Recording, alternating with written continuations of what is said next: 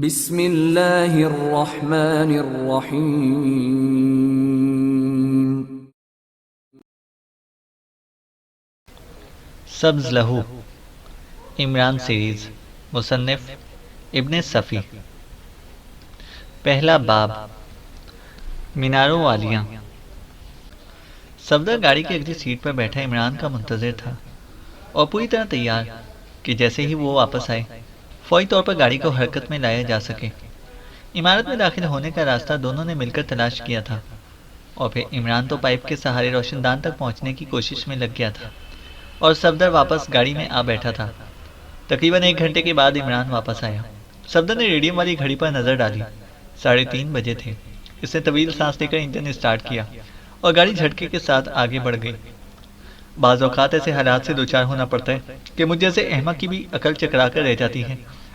हाँ भाई, जानते हो कि अंदर किससे मुलाकात हुई? इमरान ने कहा।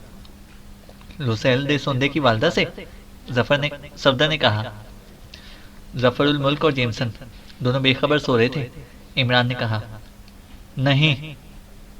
सफदर के लहजे में हैरत थी। फिर उसने पूछा, और लुसैल? वो भी यहीं रहती है, लेकिन रात को कहीं चली जाती है। सुबह होते ही उसकी निगरानी शुरू हो जानी चाहिए। इमरान बोला। तो जफर उनके हाथ क्यों कर लगा? क्या आप यही चाहते थे? सफदर ने पूछा। जफर को मैंने महज इसलिए कोठी नंबर 666 में भेजा था कि कैप्टन फयाज बहुत ज़्यादा चाकू चौबंद हो जाए। उसे इल्म है कि जफर आजकल मेरी सरपरस्ती में है। इमरान ने कहा। आपने मुझे अभी तक नहीं बताया कि आप मंशियात की तिजारत करने वालों के पीछे क्यों पड़ गए हैं? सफदर बोला। महज इसलिए कि ये लोग 2 तरह की तिजारत कर रहे हैं। इमरान बोला। 2 तरह की तिजारत से क्या मुराद है? सफदर ने कहा।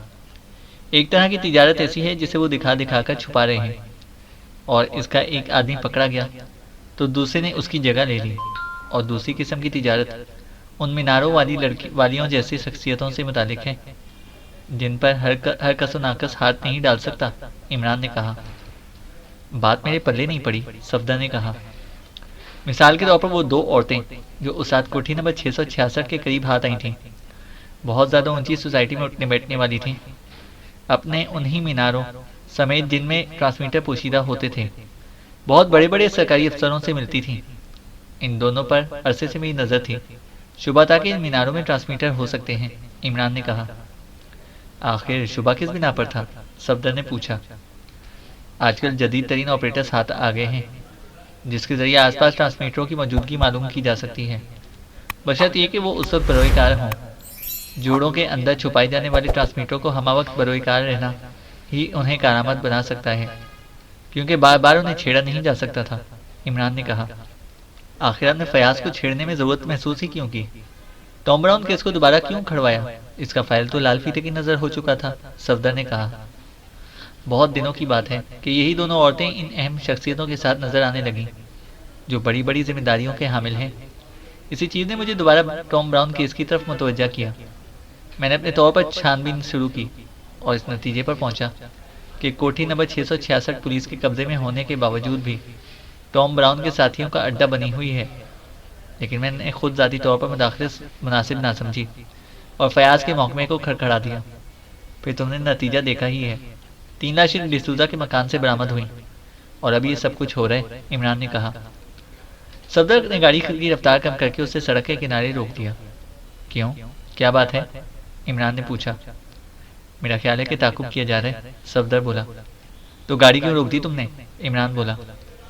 जरा सिगरेट भी सुलगाना चाहता हूँ। सफदर ने कहा। अच्छी बात है, मैं तो चला। इमरान ने कहा और बाईं जानिब का दरवाज़ा खोलकर नीचे उतर गया। सफदर ने उसे बाहर फैले हुए अंधेरे में गुम होते देखा। जिस गाड़ी की वजह से ताकुब का शुबा हो रहा था वो अभी दूर थी। हकीकतन नींद की झोंक में उससे ये हरकत सरजद हुई थी, वरना ऐसे किसी मौके पर चलते रहना ज़्यादा मुफीद होता है। उसे इस वक्त अपनी गलती का एहसास हुआ जब इसने इमरान को गाड़ी से कूदते हुए देखा। फिर जितनी देर में वो संभलता, पिछली गाड़ी ने उसे आ लिया था। आगे बढ़कर राह में हाइल होने के लिए तरछी हुई और उसके ब्रेक जोर से चढ़ाए। सफदर इमरान की तकलीफ भी ना कर सका, क्योंकि कोई चीज़ अंधेरे में इस वक्त उसकी तरफ लपकी थी जब वो गाड़ी से छलांग लगा रहा था, और फिर वो चीज़ इसके जिस्म से लिपट गई। झटका लगा, वो गिरा, लेकिन दोबारा उठकर भाग ना सका, क्योंकि उसके बाजुओं के गिर्द इस चीज़ की गिरफ्त सख्त हो गई थी। वो रस्सी का फंदा था जिसका दूसरा सिरा तेजी से खींचा जा रहा था। फिर कई आदमी इस पर टूट पड़े और वो खामोशी से बेहोश होता चला गया। लेकिन इस बेबसी के आलम में भी उसे अपनी हिमाकत याद आती रही थी। दोबारा होश आने पर उसने खुद को बाइना वक्त ऐसी ही हालत में पाया जिससे कुछ देर पहले वो दोनों गैर मुल्की माहिरीन ज़राअत इमरान के हाथों में नजर आए थे। जिस्म कुर्सी से जकड़ा हुआ था और कुर्सी भी नौयत के एतबार से वैसी ही लग रही थी जैसी एक्स2 ने अपने इदारे के लिए फराहम की थी। उसके साए जिस्म में ठंडी सी लहरें दौड़ गईं। कुर्सियां खतरनाक थीं। कत्ल कर दिया जाना पसंद कर लेता, लेकिन मौत के बदले इन कुर्सियों को कबूल ना करता। उसे मालूम था कि इस पर बैठने वाला चीख चीख कर गैर इरादी तौर पर वो सब कुछ उगल देता है जिसे हर हाल में छुपाता चला आया हो। इसके जिस्म से ठंडा ठंडा पसीना छूटता रहा। कमरे में इसके अलावा और कोई नहीं था। अचानक कमरे में अंधेरा छा गया। चारों बल्ब बुझ गए। पूरी इमारत तारीक हो गई थी।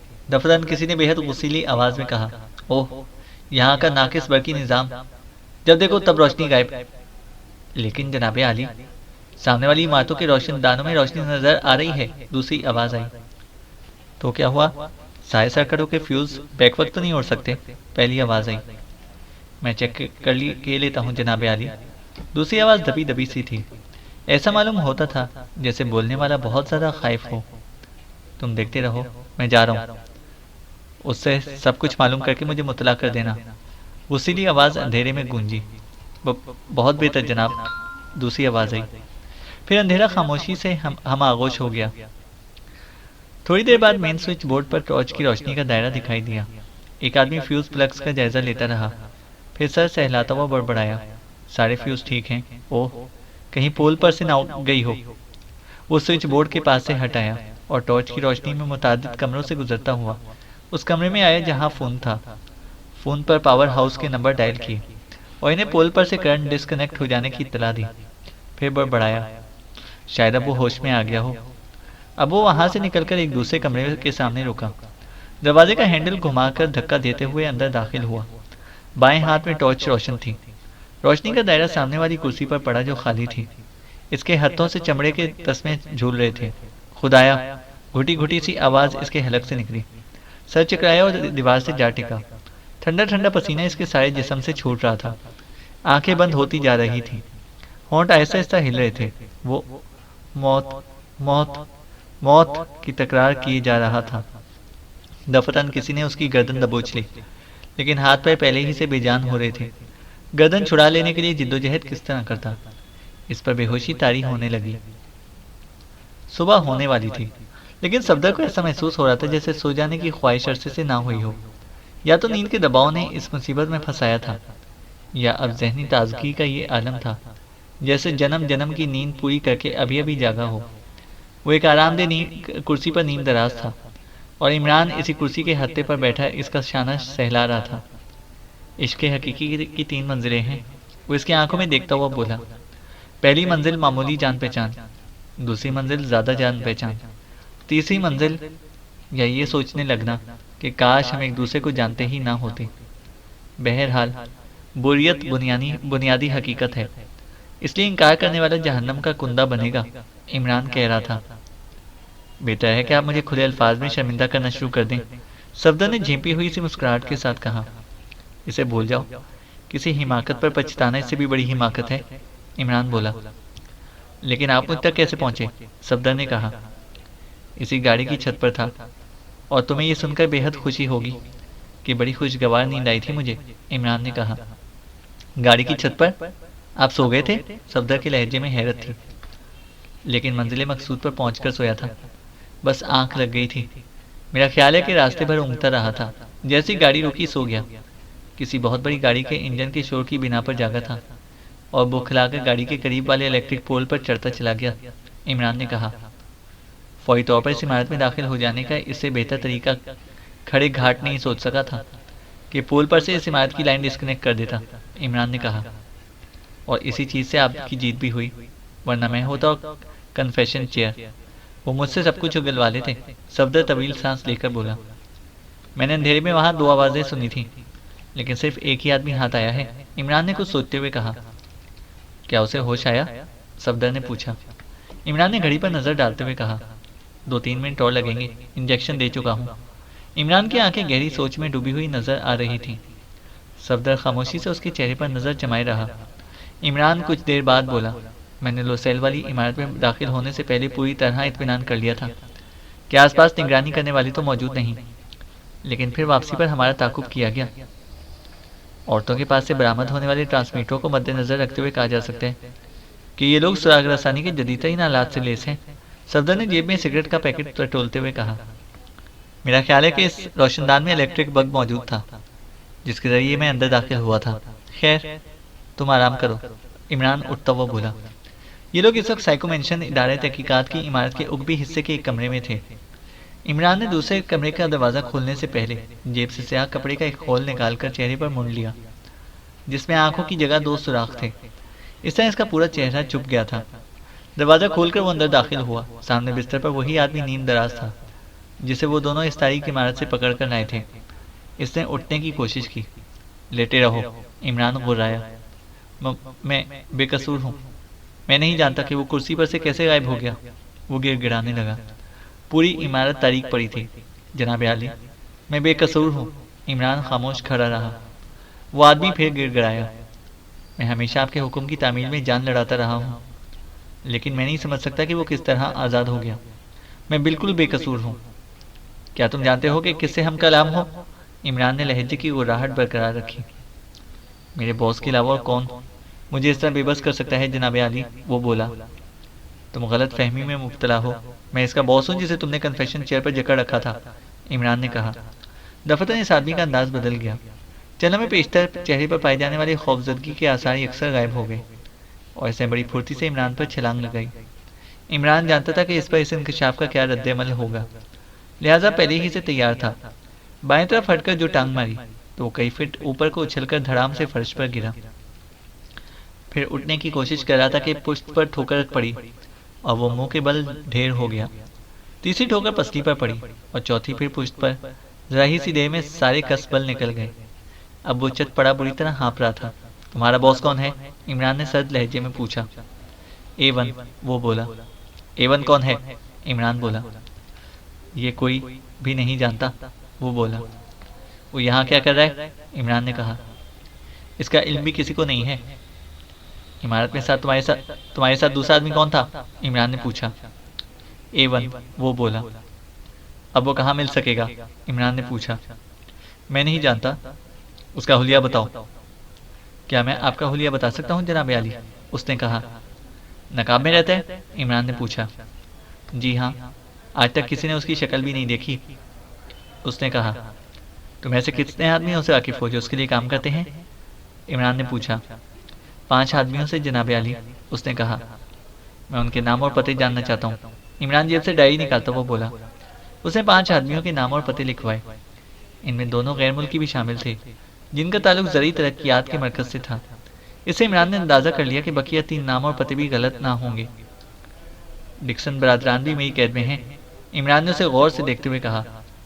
क्या तुम 2 ऐसी औरतों को भी जानते हो जो अपने बालों में ट्रांसमीटर छुपाई फिरती थीं? इमरान ने पूछा। नहीं, मैं किसी ऐसी औरत को नहीं जानता। फ्रांसीसी लड़की लोसेल सोंदे कहाँ रहती है? इमरान ने पूछा। यकीन कीजिए कि ये नाम मेरे लिए बिल्कुल नया है, वो बोला। लेकिन डिक्सन बरादरान के लिए तो नया नहीं, इमरान ने कहा। ज़रूरी नहीं कि हम में से हर एक बॉस के सारे मामलात से वाकिफ़ हो, वो बोला। किसी क्रिस्टो पाउल से वाकिफ़ हो? इमरान ने कहा। नहीं जनाब आली, वो बोला। इमरान ने तवील सांस ली और बोला। मेरा ख्याल है कि तुमने सारे सवालों के जवाबात बिल्कुल सही दिए हैं। खुदा की कसम, इसमें ज़रा बराबर भी झूठ नहीं है, उसने कहा। इसलिए तुम्हें रिहा किया जाता है। उठो और अपना नाम बताकर रुखसत हो जाओ, इमरान बोला। मेरा नाम विल्बर सिनॉक्स है जनाब आली, लेकिन मैं फ़िलहाल रिहाई नहीं चाहता, वो बोला। क्या मतलब? इमरान ने पूछा। आप मुझे ज़िंदा रहने देंगे, लेकिन A1 मेरे लिए सजाए मौत तजवीज़ करेगा। आपका आदमी मेरी निगरानी में था, आप उसे निकाल लें। ऐसी फ़रोगज़ाश्त उसके नज़दीक नाकाबिले माफ़ी है, उसने कहा। क्या पहले भी किसी को सजाए मौत दे चुका है? इमरान ने पूछा। दर्जनों को जनाब आली, विल्बर कर्राह कर उठता हुआ बोला। 3 साल गुजरे, उसने इटली में 11 आदमियों को खुद अपने हाथों से हलाक किया था, विल्बर ने कहा। इटली में वो क्या कर रहा था? इमरान ने पूछा। मुझे इसका इल्म आज तक ना हो सका, विल्बर बोला। यहाँ तुम्हारे जिम्मे क्या काम है? इमरान ने कहा। तस्वीरों के फ्रेम बनाता हूँ। वजाहत करो, मैं समझा नहीं, इमरान ने कहा। लकड़ी के खोखले फ्रेमों में शीशे की नलकियां रखकर उनकी जुड़ाई करता हूँ, वो बोला। उन फ्रेमों का क्या होता है? इमरान ने पूछा। मुझे आज तक मालूम नहीं हो सका जनाब, मैं एक माहिर फन पेंटर हूँ। इन फ्रेमों को अगर आप देखें तो कह ना सकेंगे कि ये अंदर से खोखले भी हो सकते हैं और इनमें शीशे की नलकियां पोशीदा होंगी, विल्बर बोला। तुमसे कोई और ले जाता होगा? जी हाँ, ये काम हार्पर के सुपुर्द है, जिसका पता मैं आपको लिखवा चुका हूँ, विल्बर बोला। क्या तुमने इससे मालूम करने की कोशिश ना की होगी? इमरान ने पूछा। हम इसके मुतालिक सोच भी नहीं सकते। हर शख्स अपनी जगह पर समझता है कि जो बात भी बॉस की मर्जी के खिलाफ होती है, इसका इल्म किसी न किसी तरह उसे जरूर हो जाता है, विल्बर बोला। इमरान थोड़ी देर तक सोचता रहा, फिर बोला। तो तुम यहाँ से नहीं जाना चाहते? नहीं जनाब आली, विल्बर ने कहा। अच्छी बात है, अब तुम्हें यहाँ कोई तकलीफ ना होगी। लेकिन अगर तुम्हें हमारी इल्मी में यहाँ से निकल जाने की कोशिश की तो तुम्हें हर हाल में मरना पड़ेगा, इमरान ने कहा। आप मुतमईन रहिए जनाब आली, ऐसी कोई बात ना होगी, विल्बर बोला। फोन की घंटी जफर को जगाने का बायस बनी थी। हाथ बढ़ाकर उसने रिसीवर उठाया और भराई हुई आवाज में कॉल करने वाले को मुतवज्जा करते हुए जमा ही ली। वो इमारत फौरन छोड़ दो, दूसरी तरफ से आवाज आई। कौन बोल रहा है? जफर बोला। इस बहस में ना पड़ो, वरना इनके हाथ लग जाओगे जिन्हें तुम्हारी तलाश है। जल्दी करो, आवाज आई। लेकिन जाऊं कहाँ? जफर बोला। बाहर गाड़ी खड़ी है, उसे इस्तेमाल करो। उसी मेकअप में जिसमें पिछली शाम थे। 12 जमाल स्ट्रीट पर पहुंच जाओ। अब तुम्हें मुस्तकिल तौर पर इसी मेकअप में रहना है, आवाज आई। जफर कुछ कहना ही चाहता था कि दूसरी तरफ से सिलसिला मुनक़ता होने की आवाज आई। रिसीवर रखकर वो कमरे से निकला और जेमसन को आवाजें देता हुआ आगे बढ़ने लगा। वो अपने सोने का कमरा अंदर से बंद करके सोया था। कुछ देर दरवाजा पीटना पड़ा, फिर उसकी चंदियाई हुई आंखों वाला चेहरा पूरे एहतजाज अंदाज में दरवाजे की ओट से बाहर निकला। यहाँ से फौरन रवाना हो जाना है, जफर ने उससे कहा। क्या यहाँ के बाथरूम बेकार हो चुके हैं? पुलिस, जफर बोला। फिर जेमसन को क्लासिकी अदब का भी ख्याल नहीं आया। उसने बहुत जल्दी में वहां से भाग निकलने की तैयारी शुरू कर दी। जमाल स्ट्रीट की 11वीं इमारत के करीब पहुंचकर जफर ने गाड़ी रोक दी और जेमसन से उतरने को कहा। वो पिछली रात वाले मेकअप में ही था। फाटक खुला हुआ मिला था। सदर दरवाजा भी मुकफल नहीं था। वो अंदर दाखिल हुए। सबसे पहले सिटिंग रूम में पहुंचे, जो सलीके से आरास्ता किया गया था। फिर जफर तो वहीं बैठ गया था और जेमसन ये कहता हुआ बाहर निकल गया। अगर यहाँ भी कुछ क्लासिक हाथ आ जाए तो क्या ही कहना। जफर कुछ ना बोला। वो सोचा था कि अब इमरान से इसका राब्ता किस तरह हो सकेगा। जरूरी नहीं कि उसे मुंतकिली का इल्म हो ही जाए। फोन कॉल टेप कर लिए जाने के अंदेशे की बिना पर फोन पर भी उसे तलाश करने की कोशिश नहीं कर सकता था। दफतन जेमसन घबराया हुआ कमरे में दाखिल हुआ। इस पर बदवासी सी तारी थी। लाश, वो आंखें फाड़कर हिकलाया। हो, तो फिर तुमने SDL शुरू कर दिया है, जफर बोला। खुदा की कसम, लुसेल दे सुन दे, जेमसन ने कहा। क्या मतलब? जफर उछलकर खड़ा हो गया। फिर जेमसन का हाथ पकड़कर उसे दरवाजे की तरफ घसीटता हुआ बोला। कहाँ? बेडरूम में, जेमसन ने कहा। जेमसन उसे उस कमरे में लाया जहां लुसेल दे सोंदे की लाश छत से लटक रही थी। गले में रस्सी का फंदा था और नीचे एक कुर्सी उल्टी पड़ी थी। ये क्या मुसीबत है? जफर बड़बड़ाया। भाग निकलिए, जेमसन ने कहा। बहुत ज्यादा बदहवास होने की जरूरत नहीं। आखिर हमें एक ऐसी इमारत में क्यों भेजा गया जहाँ एक लाश पहले से मौजूद थी? जफर ने कहा। आप सोचते ही रह जाएंगे। और दफतन घंटी की आवाज गूंजी और जेमसन जुमला पूरा ना कर सका। जफर सदर दरवाजे की तरफ झपटा और जेमसन लाश वाले कमरे का दरवाजा बंद करने लगा। इसके बाद वो भी जफर के पीछे ही चल पड़ा था। जफर ने दरवाजा खोला और भौंचक्का रह गया। कैप्टन फयाज का असिस्टेंट इंस्पेक्टर माजिद सामने खड़ा उसे घूर रहा था। उसके पीछे एक बावर्दी इंस्पेक्टर और 3 कांस्टेबल भी थे। कबल इसके कि कोई गुफ्तगू होती, जफर ने माजिद को चौंकते हुए देखा। उसे जेमसन का ख्याल आया, जो मेकअप में नहीं था। फिर वो माजिद को होल्स्टर से रिवॉल्वर निकालते भी देखता रहा। लेकिन क्या कर सकता था? अगर किसी ने अपनी जगह से जुम्बिश भी की तो फायर कर दूंगा, माजिद ने भारी भरकम लहजे में कहा। जफर ने मुड़कर देखा। माजिद का मुखातिब दरअसल जेमसन ही था। पीछे खड़े हुए आदमी के हथकड़ी लगा दो, माजिद ने बावर्दी इंस्पेक्टर से कहा। वो जफर को एक तरफ हटाता हुआ आगे बढ़ गया। जफर सबसे अलग ही अलग रहना चाहता था, क्योंकि उसे अपनी दाढ़ी मसनूई थी। फिर जब इंस्पेक्टर जेमसन के हथकड़ियां लगा रहा था, माजिद बोला, इसका एक साथी और भी है। और आप कौन हैं जनाब? इस बार इसने जफर को मुखातिब किया था।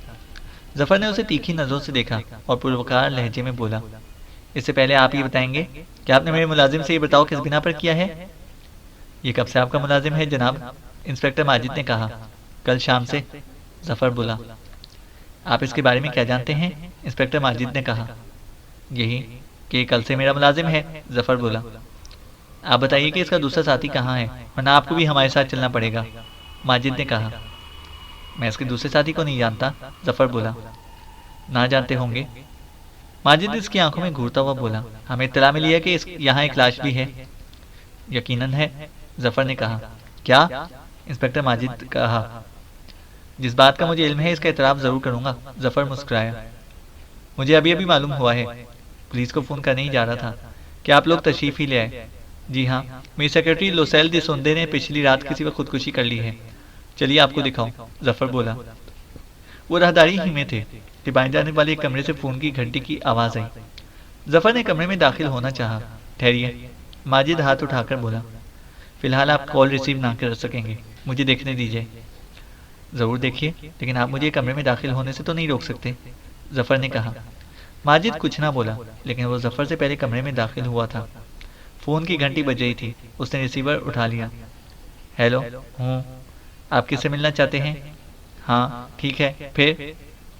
माजिद दूसरी तरफ से बोलने वाले की बात सुनता रहा, लेकिन नजरें जफर पर जमी थीं। एक पल भर के लिए जफर को महसूस हुआ जैसे गुफ्तगू इसी के बारे में हो रही हो।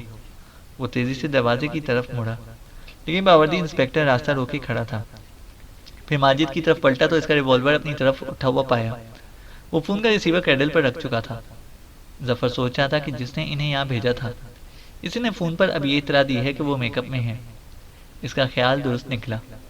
दूसरे ही लम्हे में माजिद ने बावर्दी इंस्पेक्टर से इसकी दाढ़ी खींच लेने को कहा। जफर इसके लिए तैयार नहीं था, लेकिन बच निकलने की कोई सूरत भी ना थी। फिर जफर के हाथों में भी हथकड़ियां पड़ गईं। इस पर जेमसन ने बंदरों की तरह दांत निकालकर पसंदीदगी का इजहार किया। इसके बाद वो बोला, काश मुझे भी हिज हाइनस प्रिंस जाने आलम की तरह अपनी रूह दूसरे जिस्म में मुंतकिल कर देने का तरीका मालूम होता। क्या मतलब? माजिद गुर्राया। उर्दू के क्लासिकी अदब की बात कर रहे हैं। फसाने अजायब का हीरो जाने आलम आ गया है, जफर हंसकर बोला।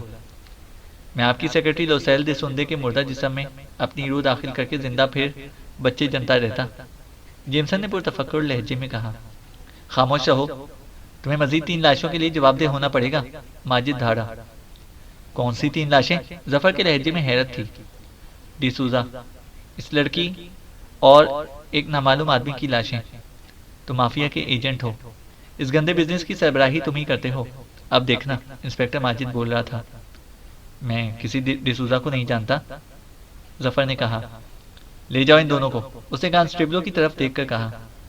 और वो दोनों ऊंची आवाज में अमन का एक गीत गाते हुए कांस्टेबलों के साथ चलने लगे। चैनल को सब्सक्राइब करें और बेल आइकन को प्रेस करें ताकि हमारी हर अपडेट आपको बर वक्त मिल सके।